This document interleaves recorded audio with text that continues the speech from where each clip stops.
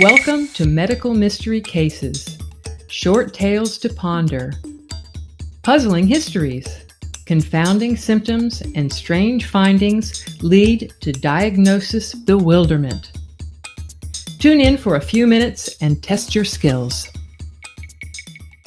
Rocky Mountain National Park near Estes Park, Colorado, was established in 1915. It is expansive, encompassing 265,461 acres. Soaring peaks, wild rivers, clear alpine lakes, and an amazing array of flora and fauna attract over 4 million visitors each year. It is in this extraordinary beauty where Paul and Sophia Ramirez worked as park rangers, fell in love, and this past year began their plans to embark on a new adventure, a baby. Sophia, now in her third trimester, began having contractions and noticed a clear fluid leaking and was worried.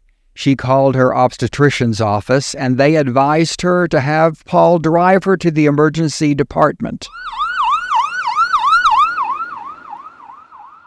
Sophia, how far along are you? 32 weeks, but it's too soon for the baby. I don't know if it's just Braxton Hicks or real contractions. She's my first. I'm going to put you on a monitor and check your cervix. We'll figure this out. Dr. Sims will be here soon to see you. Tests confirmed a rupture of membranes. Sophia was admitted, given antibiotics and bechamethasone injections to mature the baby's lungs. After 48 hours, she developed a low-grade fever and mild abdominal tenderness. A decision was made to deliver the baby by cesarean section for suspected chorioamniotitis.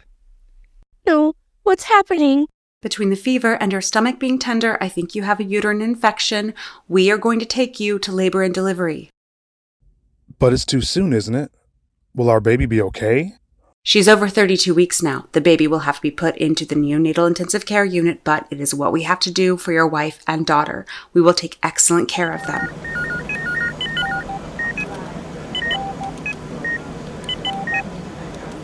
At first, it seemed everything would be okay.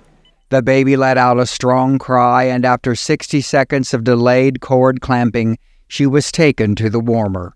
She weighed 3 pounds 10 ounces. The nurses dried her off and examined her. A nurse obtained umbilical cord blood gases with a handheld analyzer, and the results were reassuring. They let Sophia and Paul hold her for a few seconds, and then she was returned to the warmer. Paul was attending his daughter's warmer when the respiratory therapist asked him to move aside. At 5 minutes of age, the baby started to have some difficulty breathing. After a few tense moments, the respiratory therapist had an oxygen tube over the baby's nose and informed the neonatologist, Dr. Patel, that they had started a CPAP. Continue CPAP +5 at 30%. Oxygen, please. What's wrong with her? What are you doing? We are just helping her breathe a little bit. Did you see how her nostrils were flaring? And she was making that grunting noise, and it seemed like she was trying to breathe really fast. She's doing much better with the oxygen now. So we are going to take her over to say hi to Mom, and then we will take her to the NICU so that we can monitor her more closely. Hi, Sophia. I'm the tiny baby doctor. My team. We'll be taking very good care of your baby. Oh, thank you. The newborn was taken to the NICU where she is evaluated and continuously monitored by the respiratory therapist and nurses. Let me see the bedside lab results. Looks like RDS. We have some respiratory acidosis. The pH is 7.29, PCO2 is high at 66 and PO2 is low at 41. Her glucose a bit low, so go ahead and give a peripheral IV with dextrose. Hematocrit is 61%, that's due to the delayed cord clamping. It looks like everything else is in the normal range. Keep up with the CPAP as is. Let's get an orogastric tube and chest x-ray. Go ahead and get a CBC and blood cultures too. Start antibiotics since mom has a uterine infection. Let's keep her NPO, but start TPN. Do a loading dose of IV caffeine citrate and continue to monitor. Call me if there are any changes. The following morning in the NICU. How is Nina, the pecho, doing? At 0700, her capillary blood gas and glucose were completely normal. No growth on the blood cultures, and the respiratory therapist has the CPAP at +5 to keep her above 90%. She looks better today. Responsive, good muscle tone and reflexes, and plenty loud. She has a small murmur, but that's normal at this age. Her breathing is much improved now. Bowel sounds are good, and she's passing stool. Let's keep the CPAP +5 titrated to keep SATs above 90% and keep the antibiotics for full 48 hours. Continue the caffeine citrate at maintenance. Start full TPN and start trophic feedings of maternal breast milk via the orogastric tube. At 72 hours of age, the baby tolerated increasing feedings well, was voiding and passing transitional stools, and morning capillary labs all within reference range. Peripheral IV was lost and was difficult to restart, so decision was made to advance feedings more rapidly to reach feeding goal and change caffeine to oral. Baby remained stable for the next 24 hours.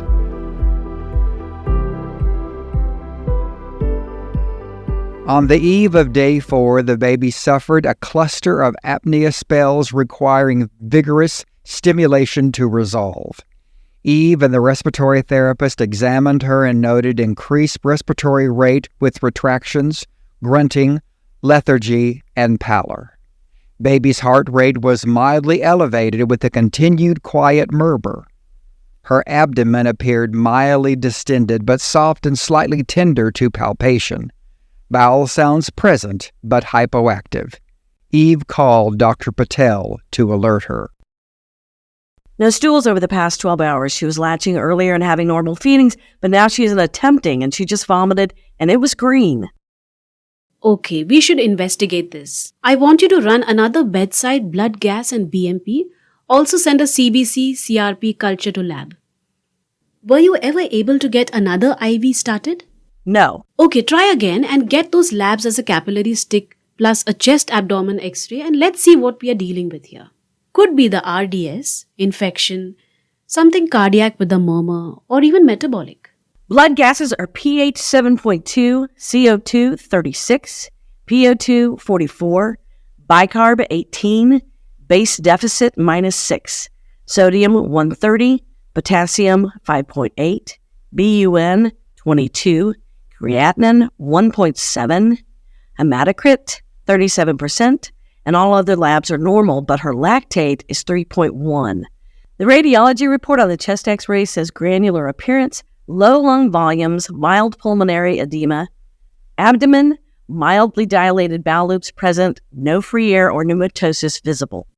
Start sepsis protocol, stop feedings and go back to CPAP +5. Since we can't get an IVF, the nurse practitioner will place a pick. Watch her closely.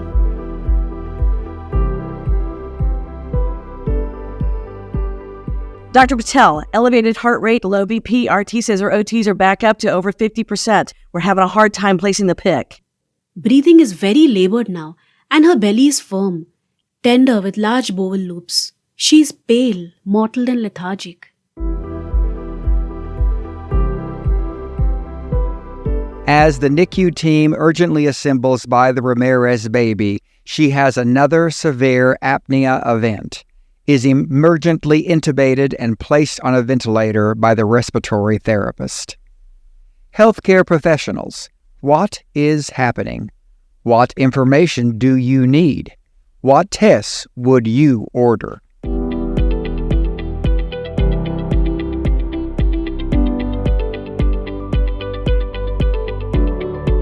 Increased lung volumes compared to previous pulmonary edema still present with granular opacities throughout.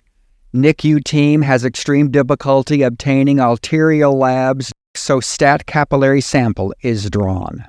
Labs are available in seconds on the handheld device. pH 7.09, CO2 51, PO2 24, bicarb 15, base deficit 13 demonstrating mixed respiratory and metabolic acidosis, sodium 122 low, potassium 6.1 high, BUN 30 high, creatinine 3.2 high, calcium 0.98 low, glucose 33 low, hematocrit 29% low, lactate 8.6 high. Healthcare professionals, what do these lab results tell us?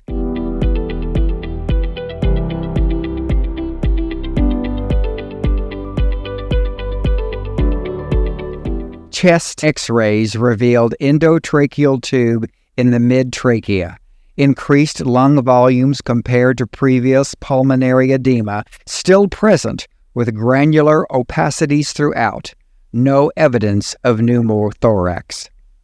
Abdomen X-rays revealed dilated and fixed bowel loops with nematosis present in the small bowel. Tiny sliver of free air present over the liver confirmed diagnosis of necrotizing enterocolitis with small perforation of the bowel.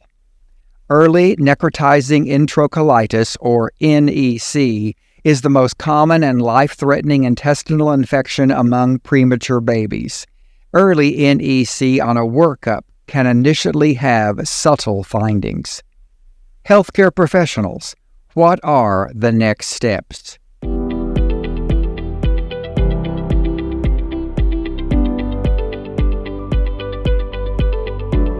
The baby was treated aggressively with antibiotics and ventilator support. PICC and anterior lines were placed and point-of-care lab testing was followed closely. She was treated for shock with blood transfusions and medications. Pain medications were administered for comfort. A surgical consult was obtained, and the baby required only a temporary abdominal drain. After several weeks of antibiotics, bowel rest, and gradual return to normal feedings, the baby was discharged from the NICU on her due date. Happy due date. It's been rocky, but finally, Kemina can go home today. Thank you so much. Mil gracias. Your daughter's name is beautiful. What does it mean? Camina in Spanish means having great strength. You've been listening to Medical Mystery Cases. If you enjoyed this production, click the subscribe button to be notified of future broadcasts. Also, tune in to On Medical Grounds for in-depth conversations on important medical topics.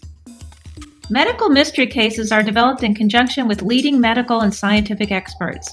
The patient profiles and information presented contain realistic scenarios, data, and outcomes, but are not taken from actual patients and should never serve as a substitute for professional medical advice. The cases are intended for healthcare professionals to gain insight into disease state diagnoses and treatments founded in evidence-based medicine.